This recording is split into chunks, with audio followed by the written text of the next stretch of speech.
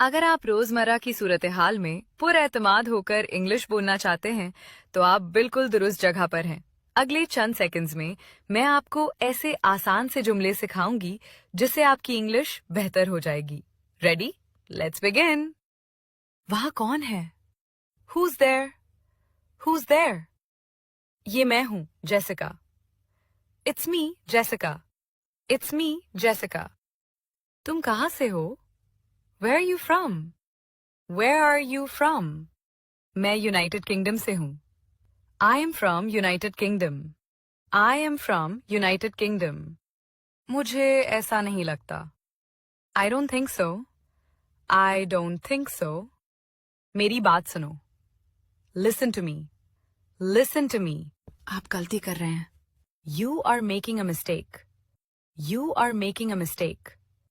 क्या आपको यकीन है? Are you sure? Are you sure? हाँ, मुझे यकीन है। Yes, I am sure.